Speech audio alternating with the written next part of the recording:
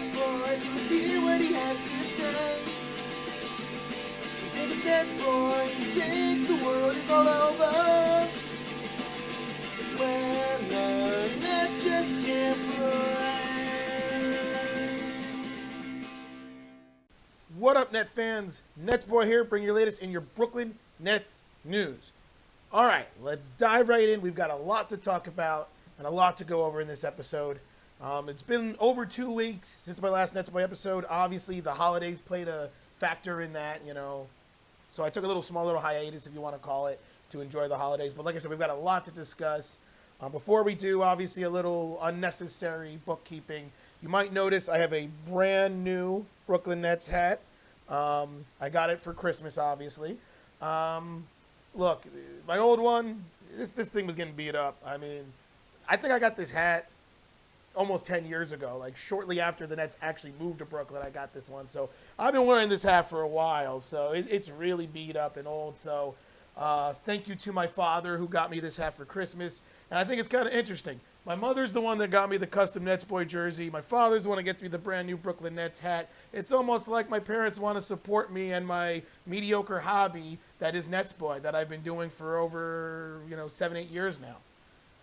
I guess, when you have parents that support you, I guess what they do. Hey, look, you got 162 subscribers. You get like 50 views an episode at the most. Let's encourage you. Parents, right? Anyway, so thank you, Mom and Dad, for these things. And, let's just dive right in and talk about things because we got to talk about this Nets team. We got a lot to talk about. They continued their winning streak after my last NetsBoy episode and extended it all the way to 12 games before falling short to the Chicago Bulls and ending the streak at 12. We can talk about that game, and we will a little bit because there's some things I want to go over. But obviously, I'm going to focus most of this episode on the Kevin Durant injury because that is huge and obviously something that we really need to talk about. But first, the Bulls game. Look, I knew at some point the Nets were going to lose. I was personally hoping that the winning streak could extend all the way until the Celtics game, which is the next game coming up this Thursday, because that would have been really, really cool.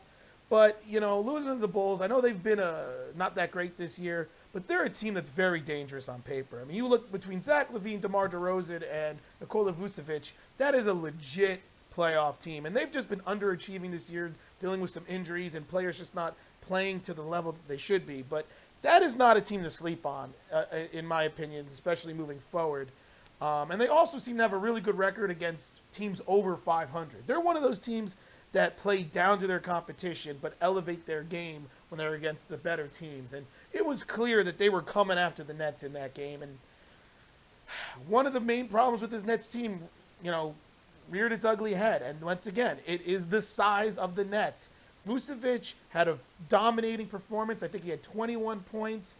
He was able to just get to what he needed to in the post, able to body up. When Claxton was not in the game, it was an instantaneous mismatch. I mean, I don't know how many times I need to say it. Like Sean Marks has to figure this out.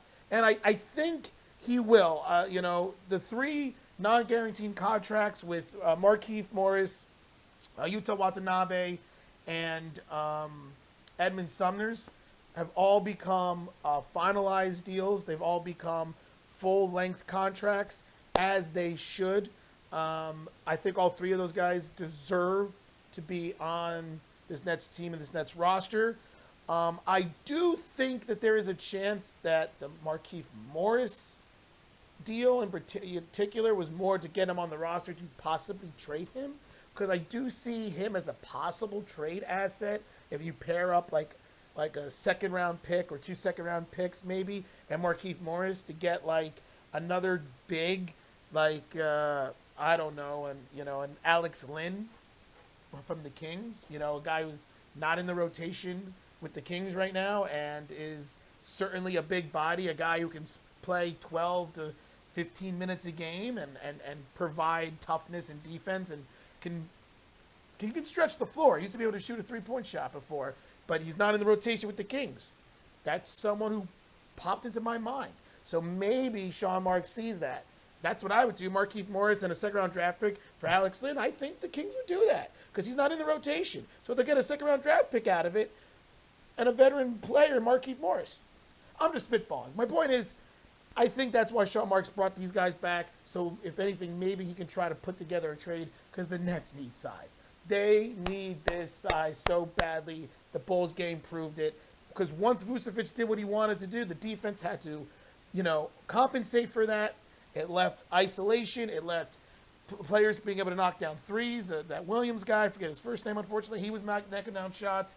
And let's be honest, the Nets just did not play well. Royce O'Neal went 0 for 8, 0 for 7 from 3. I don't know what his deal was. No one played well in that game other than really Durant and Seth Curry. And if you're going to get dominated in the post and you're not going to be able to deal with the bigs and you're not going to be able to outscore or outshoot the other team, you're going to lose. I do give credit to the Nets for hanging tight. They kept it close, but Bulls won that game, ended the winning streak, and it's over. But then the Nets managed to win the next 2 games after that, including a great hard-fought win against the Heat, another team that's been underachieving but is very, very dangerous. But they currently now have won the last 2 games before moving ahead and having a big matchup against the Celtics. But unfortunately, they will not have Kevin Durant for that game. So in the Heat game, Kevin Durant, Jimmy Butler fell down, rolled on him, and just, it's kind of incredible how things happen almost the same exact way. Almost to the year, almost the same exact injury happened to Durant last year, except it was his left knee. Bruce Brown fell into Durant. Durant fell into his knee. His knee bent a little awkwardly. He had a MCL sprain. He ended up missing 20 games or something like that. And that was, I think, January 15th. Now here we are. It was January 8th. Jimmy Butler lands. It rolls. He awkwardly hits Durant awkwardly on the right knee. His knee bends. Now he has a sprained MCL in his right knee. It's incredible. Now the only good news is they're saying it doesn't appear to be as severe as last year, and that he's going to be reevaluated in 2 weeks. What does that mean? I still expect Durant to be out probably 3 to 4 weeks. Not as bad as last year, which was he was out for 6 weeks. But the problem is this team has looked so good. And Kevin Durant is obviously, he's giving freaking Durant. With him not being out there, this is going to knock the Nets down a couple notches. Now, I know everyone's going to say the right things. We're going to expect Kyrie Irving to try to carry this team. We should hopefully see more from Ben Simmons because, I don't know how to feel about this guy. He's just there. He'll do 1 or 2 really good things, and then you forget that he's even on the team sometimes. It's very frustrating to watch. But, hopefully you see more than him. I do think Seth Curry is going to get more opportunities to be more featured in the offense. And I think T.J. Warren is going to start getting featured more in the offense. I think this is why T.J. Warren is on this team. I think one of the things that Sean Marks saw was when they lost Durant, they really struggled with the wing production. Well, T.J. Warren can be plugged right into Durant. I'm not saying you feature him like you did Durant and play through him, but I'm saying he's a guy that can give the Nets, as a starter, could probably give, 15 to 20 points on any given night. You have Seth Curry play a little bit more for plays for him offensively, get him some more shots open, and you play through Kyrie, then maybe we can see this Nets team continue to have success and continue to maintain this high level of play. So, look, the Durant injury is unfortunate. I don't like it. I don't think any Nets fans like it. No one likes it, to be honest. I think basketball fans just in general don't like it because it was really being set up. This Celtics game Thursday was going to be awesome. Now, with no Durant, let's be honest. Does anyone really think the Nets are going to win that game? I don't. Without Durant, I don't see the Nets beating the Celtics. So it kind of takes some of the flavor out of that game, but still a big game. And who knows? Anything could happen. Kyrie Irving loves to face the Celtics. So, it's unfortunate, but I am relieved that it wasn't more of a serious injury. But it just goes to show you how a season can change like this. And now this is a critical moment for the Nets team because I literally just talked about how this is very similar to what happened last year. And if you remember what happened last year is once Kevin Durant got hurt, the Nets went, I believe, 5-17, including having an 11-game losing streak. And it completely derailed the Nets. It completely ended this Nets championship aspirations. The team looked awful. The team looked like they couldn't play. They seemed lost. They didn't know what to do. And if you remember, it ultimately was one of the driving factors for Kevin Durant requesting a trade. Remember, he talked about that and said, I kind of thought this team should have persevered through, and it didn't. And it made me question the leadership and the toughness of this team and this organization and leadership. So here we go. It's happening again. Will this team respond differently? I actually think they will. Call me optimistic, which normally I am not. I really do think this team is going to respond way better than they did last year. I don't think they're going to be, winning, going on winning streaks again. But I think that, say Durant misses 10 games, right, with this injury, which is probably what I'm thinking he'll probably miss. I think the Nets could easily go 6-4. I think they could still be around 500 during the stretch without Durant. And as long as they do that, they'll be in fine shape once Durant comes back. So, it's unfortunate. It just goes to show you how scary it can be. But I still think the Nets should be relatively okay. But, we'll see.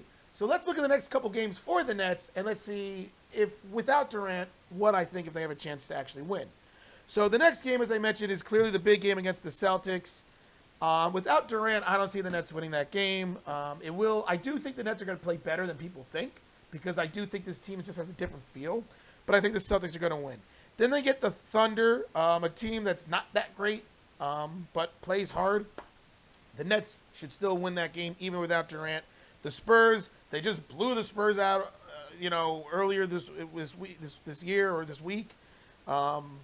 They should win that game as well. And then they have the Suns, a team that's really been struggling with the absence of Devin Booker. I think the Nets should be able to win that one too without Durant before playing the Jazz, one of the more surprising teams in the league. But Nets should still be able to win that game. And then they have the Warriors again. So you look at this, Celtics, Thunder, Spurs, Suns, Jazz.